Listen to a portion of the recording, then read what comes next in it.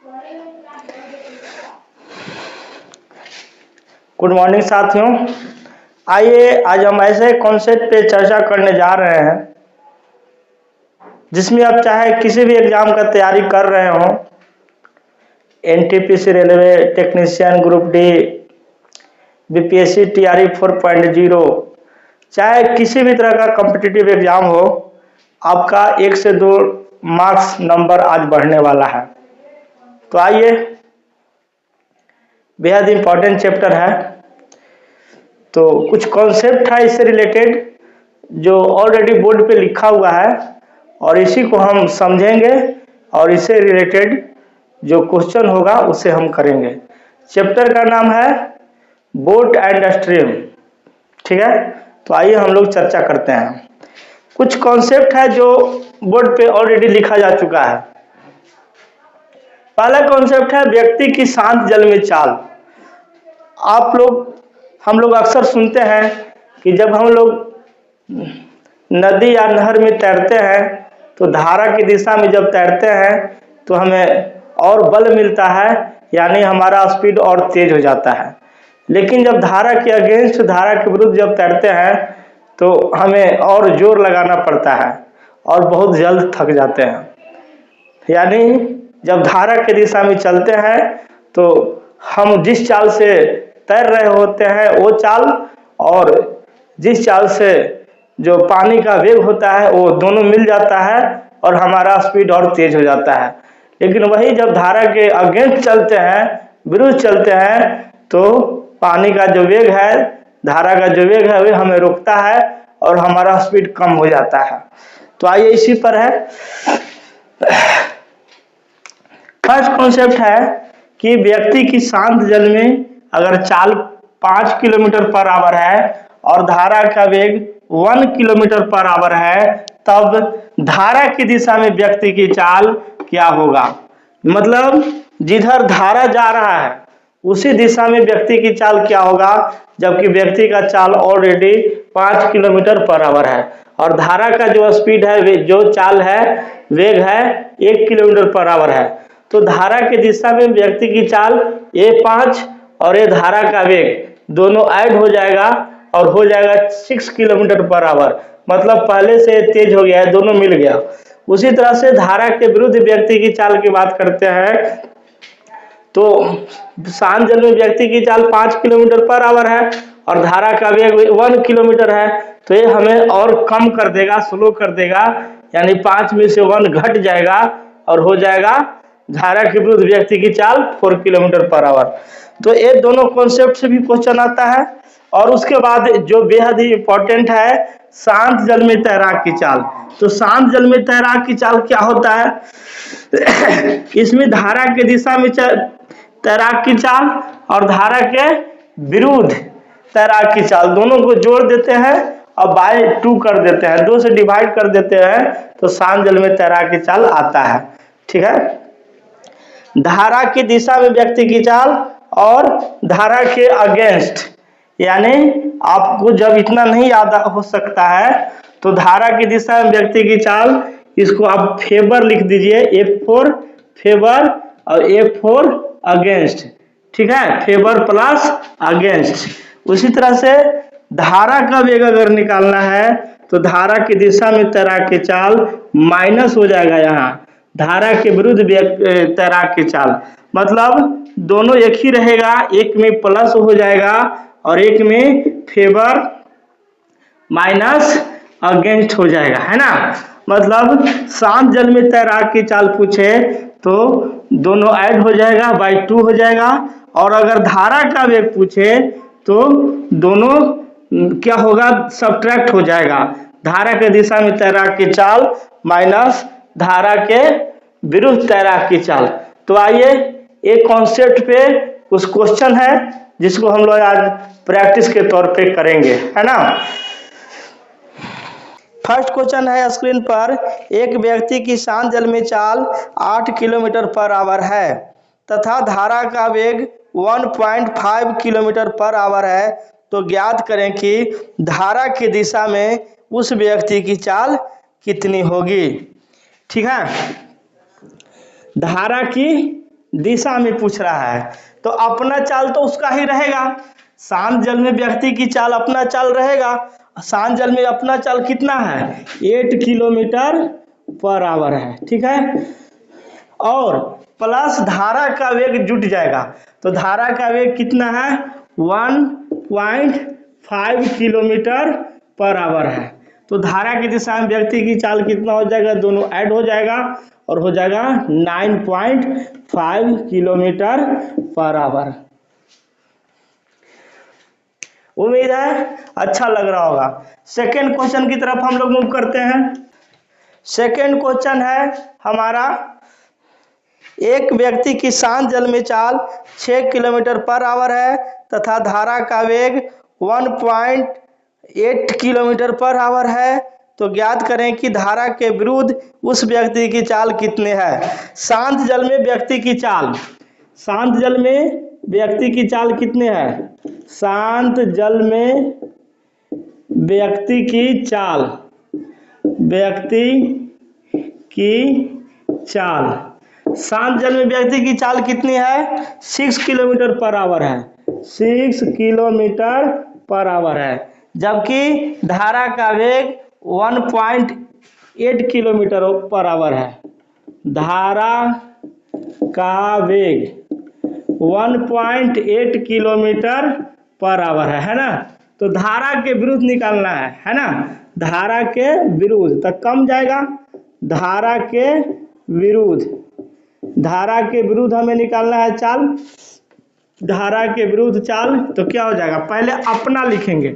अपना हमारा कितना है? 6 kilometre per hour, 6 kilometre per hour. ये क्या है? अपना है, अपना है।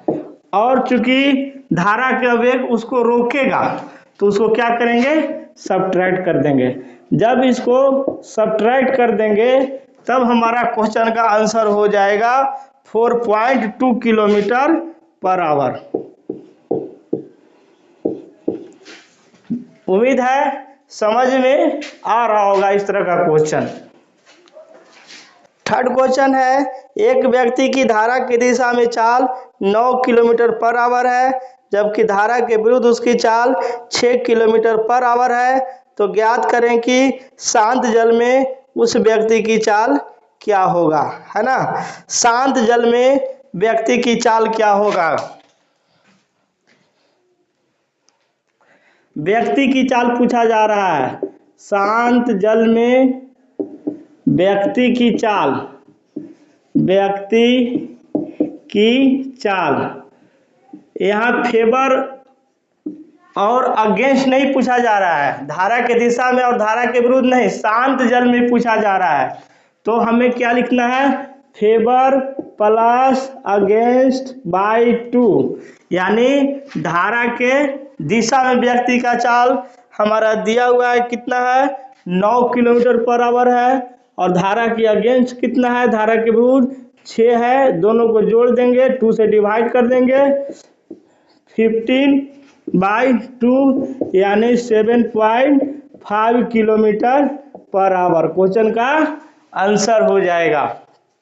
नेक्स्ट क्वेश्चन है क्वेश्चन नंबर 4, एक व्यक्ति धारा की दिशा में 24 किलोमीटर जाने में 3 घंटे का समय लेता है जबकि धारा के विरुद्ध वही व्यक्ति 18 किलोमीटर जाने में 6 घंटे का समय लेता है, तो ज्ञात करें कि शांत जल में उस व्यक्ति की चाल कितनी है ना। शांत जल में उस व्यक्ति की चाल पूछा जा रहा है, यानी शांत जल में व्यक्ति की चाल, शांत जल में चाल लिख दे रहे हैं डायरेक्ट। शांत जल में चाल कितना हो जाएगा? क्या जानते हैं? Favour plus against by 2। तो धारा की दिशा में डायरेक्ट चाल नहीं दिया हुआ है, तो चाल बराबर क्या होता है? दूरी बाई समय, दूरी बाई समय होता है ना। दूरी और समय हमें दिया हुआ है, तो जाने में कितना लगता है? दूरी 24 है, 24 किलोमीटर पर आवर बाई 3। और धारा के अगेंस्ट कितना है?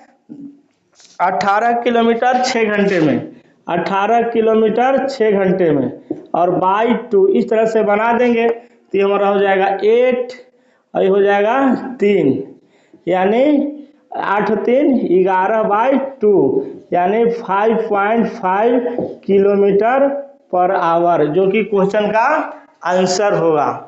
नेक्स्ट क्वेश्चन है, एक व्यक्ति की धारा की दिशा में चाल 9 किलोमीटर पर आवर है, जबकि धारा के विरुद्ध उसकी चाल 6 किलोमीटर पर आवर है, तो ज्ञात करें कि धारा का वेग क्या होगा।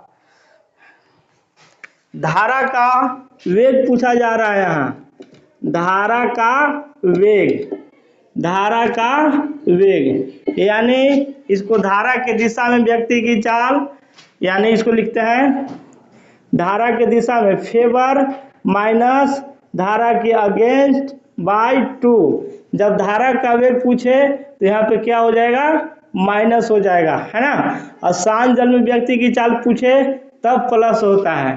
तो धारा की दिशा में व्यक्ति की चाल कितनी है, 9 किलोमीटर पर आवर है, और धारा के अगेंस्ट कितनी है, 6 किलोमीटर पर आवर है, बाई 2 हो जाएगा, यानी 3/2, यानी 1.5 किलोमीटर पर आवर, जो कि हमारा क्वेश्चन का आंसर हो जाएगा।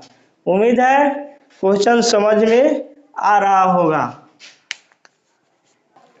नेक्स्ट क्वेश्चन की तरफ बढ़ते हैं। क्वेश्चन नंबर 6 है, एक व्यक्ति धारा की दिशा में 18 किलोमीटर जाने में 3 घंटे का समय लेता है, जबकि धारा के विरुद्ध 12 किलोमीटर जाने में 6 घंटे का समय लेता है, तो ज्ञात करें कि धारा का वेग क्या है। धारा का वेग निकालना है, धारा का वेग, धारा का वेग तो क्या होता है, फेवर माइनस अगेंस्ट बाई 2, मतलब धारा की दिशा में व्यक्ति की चाल माइनस धारा के विरुद्ध व्यक्ति की चाल बाई 2। तो धारा की दिशा में डायरेक्ट चाल नहीं दिया हुआ है, दूरी और समय के चाल बराबर क्या होता है, दूरी बाई समय। तो धारा की दिशा में कितना दूरी जाता है, वो धारा की दिशा में जाता है 18 किलोमीटर, 3 घंटा समय लगता है, 18/3, ये हो गया हमारा, ये हो गया, है ना। और धारा के अगेंस्ट जाने में 12 किलोमीटर जाने में 6 घंटा का समय लगता है, यानी 12 हो गया हमारा दूरी, 6 घंटा हो गया समय, यानी ए वाला आ गया यहाँ, और माइनस और बाय में 2 होगा ही, है ना। तो ये कितना हो जाएगा, 6 बार में कटेगा और ये 2 बार में कटेगा, यानी 6 - 2/2, यानी 4/2, यानी 2 किलोमीटर पर आवर क्वेश्चन का हमारा आंसर होगा। उम्मीद है समझ में आ रहा होगा इस तरह का कॉन्सेप्ट और उससे रिलेटेड क्वेश्चन। नेक्स्ट क्वेश्चन है 7, एक व्यक्ति की धारा की दिशा में चाल 12 किलोमीटर पर आवर है तथा शांत जल में उसकी चाल 9 किलोमीटर पर आवर है, तो ज्ञात करें कि धारा के विरुद्ध उस व्यक्ति की चाल कितनी है। धारा के विरुद्ध उस व्यक्ति की चाल कितने है। तो शांत जल में व्यक्ति की चाल क्या पढ़े हैं, शांत जल में व्यक्ति की चाल बराबर क्या पढ़े हैं, फेवर का चाल, फेवर प्लस अगेंस्ट बाई 2, धारा के दिशा में व्यक्ति की चाल प्लस धारा के विरुद्ध व्यक्ति की चाल बाई 2। तो शांत जल में व्यक्ति की चाल ऑलरेडी इस क्वेश्चन में गिवन है 9 किलोमीटर पर आवर, और धारा की दिशा में भी गिवन है 12 है, और धारा के अगेंस्ट नहीं गिवन है, तो ये ही लिख देंगे और बाई 2 इसको हम सॉल्यूशन करेंगे, है ना। यानी ये गुना होगा इससे, यानी हम ज्यों का त्यों लिख देंगे 12/a, और इससे गुना होगा तो 18 हो जाएगा, यानी अगेंस्ट हो जाएगा 18, ये उधर जाएगा माइनस में, यानी 6 किलोमीटर पर आवर हो जाएगा धारा के विरुद्ध व्यक्ति की चाल। उम्मीद है समझ में आ रहा होगा इस तरह का कॉन्सेप्ट और क्वेश्चन। नेक्स्ट क्वेश्चन है क्वेश्चन नंबर 8, एक व्यक्ति की शांत जल में चाल 10 किलोमीटर पर आवर है। यदि धारा की दिशा में उसकी चाल 15 किलोमीटर पर आवर हो तो ज्ञात करें कि धारा के विरुद्ध उसकी चाल कितनी होगी। शांत जल में व्यक्ति की चाल 10 दिया हुआ है, लिख देंगे। और क्या होता है, फेवर प्लस अगेंस्ट बाय 2। तो धारा की दिशा में व्यक्ति की चाल यहाँ है 15 है ना। और धारा के विरुद्ध हमें निकालना है, इसी को सोल्व करना है। तो इसको ज्यों कहते हैं लिख देंगे 15 प्लस ए, और ए गुना होगा इससे तो होगा 20, यानी ए इजकल टू यानी अगेंस्ट धारा के विरुद्ध व्यक्ति की चाल हो जाएगा 20, उधर जाएगा तो माइनस, यानी 5 किलोमीटर पर आवर। उम्मीद है अच्छा लग रहा होगा। क्वेश्चन नंबर 9, एक व्यक्ति की शांत जल में चाल 6 किलोमीटर पर आवर है तथा धारा का वेग 1 किलोमीटर पर आवर है। यदि स्थान ए से बी तक जाने और वापस स्थान बी से ए तक आने में उसे कुल 6 घंटे का समय लगा हो तो ज्ञात करें कि उस व्यक्ति के द्वारा तय की गई दूरी कितनी है। इस क्वेश्चन को बनाने के लिए सबसे पहले हमें ये जानना पड़ेगा, जैसे में यहाँ से यहाँ तक जा रहा है, ठीक है। शांत जल में व्यक्ति की चाल कितनी है, शांत जल में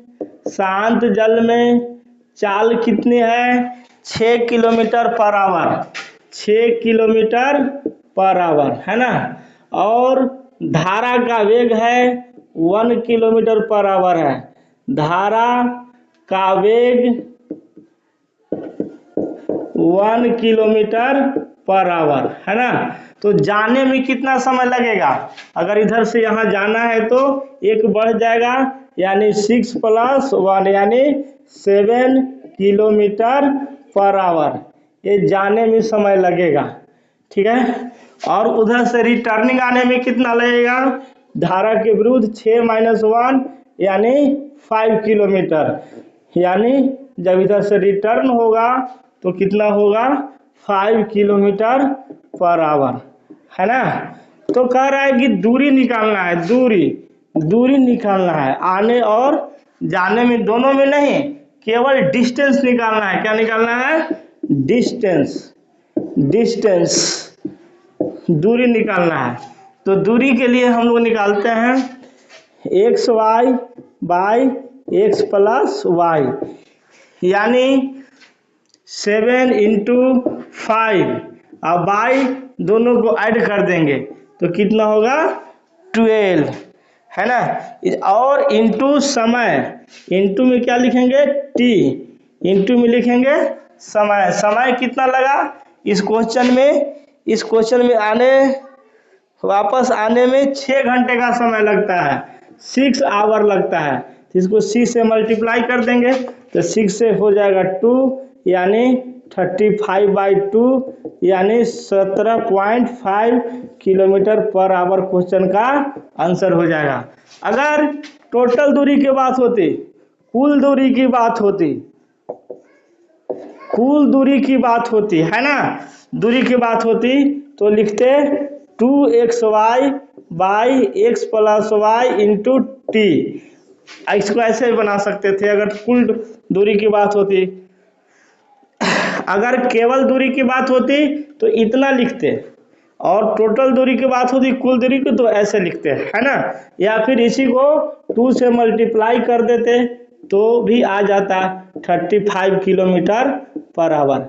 लेकिन क्वेश्चन है एक व्यक्ति की शांत जल में चाल 5 किलोमीटर पर आवर है जबकि धारा का वेग 1 किलोमीटर पर आवर है। यदि स्थान ए से बी तक तैरकर जाने और पुनः स्थान बी से ए तक तैरकर आने में 5 घंटे का समय लगा हो तो ज्ञात करें कि उस व्यक्ति के द्वारा तय की गई दूरी कितनी है।